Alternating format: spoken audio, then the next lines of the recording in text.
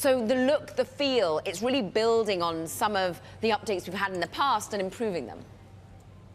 Well, I'll just say this. This is an incredibly exciting moment for Apple. I think consumers should be pumped. What Apple is doing here is they've seen everything that OpenAI and Google and Anthropic have done. They believe that AI has a place at the center of its products. Of course. And they're finally going to implement that. So this is a really big deal for consumers.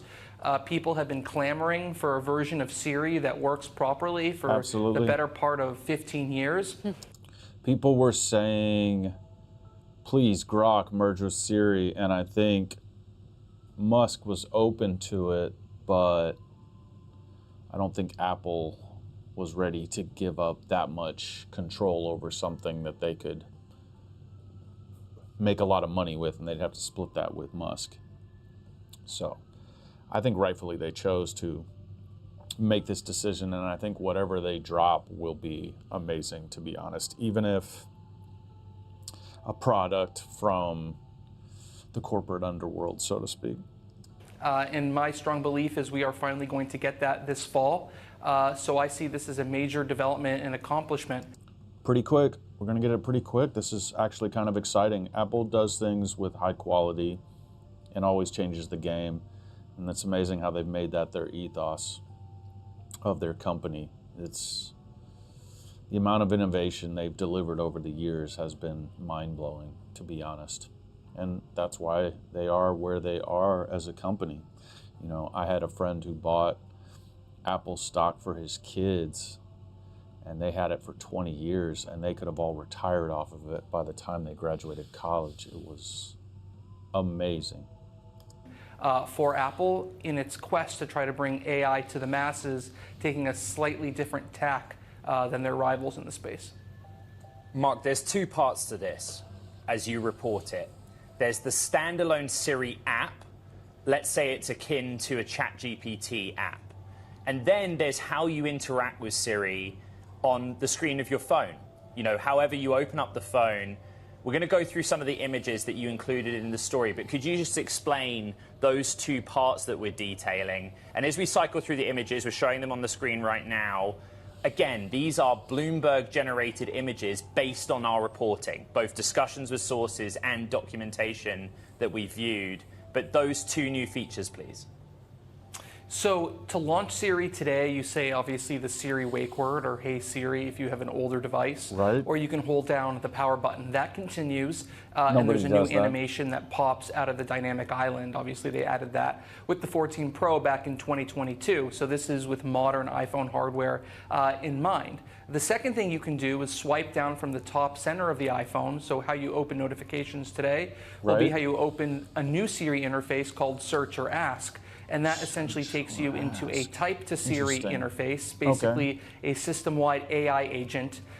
You can tell it to get things done on your behalf. You can do searches on your device as well as the open web. So there's a Perplexity competitor from Apple, built by Apple, developed by Apple, designed by Apple in there as well. And then there's the Siri app. You know, chatbots have taken the world by storm. Here's what everybody's been waiting for, and I'm not sure if he's getting to this, but everybody's always wanted Siri to be able to do things in different apps. Hey Siri, play this song. Hey Siri. And it's never had that kind of cross-integrated capacity. Let's see if he reveals it. ChatGPT has nearly 1 billion users. People are using Gemini, people are using Claude. This is clearly something that people want. So this is a product, an app in line with what you're getting from Google Gemini. Obviously, as we reported last year, the underlying models for a lot of these new technologies in Siri are powered by Gemini and running on Google's cloud infrastructure. How worried should like a ChatGPT, should OpenAI be right now? You reported that maybe they're even considering legal action. Like, is this going to be a real standalone competitor?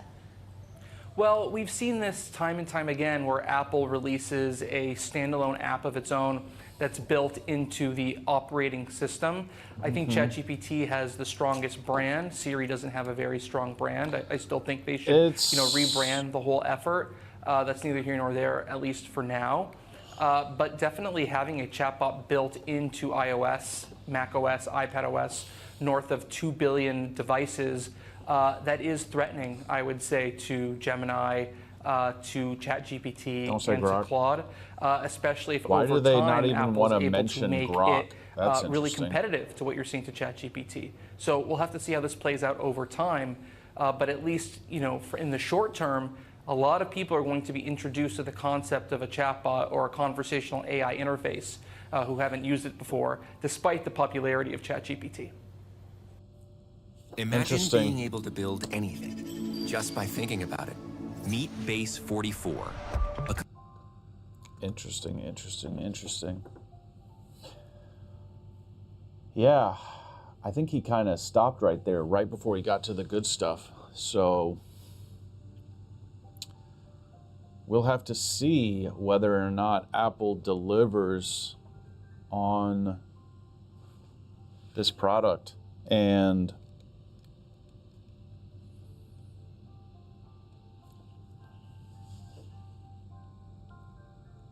I have a feeling it's going to be very good, but Apple always sets very strict guardrails on what you can do.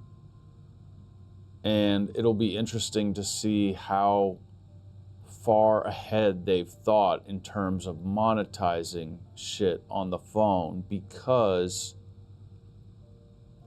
they just might be trying to monetize all kinds of aspects. And so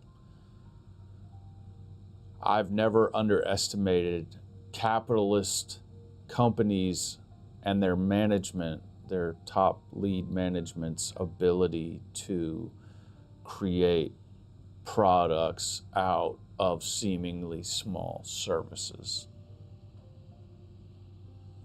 And I probably shouldn't even be saying that, because I feel like if corporations see this, they're going to do it more and more. Anyway, let me stop there. I could go into a whole rant about how I call it the health climate. I don't want to jinx anything, but of course I'm talking about, some people say this sounds funny, the P or the C word, if you know what I mean. And it was that zombie apocalypse period. Do you guys remember that, where we all had to wear masks?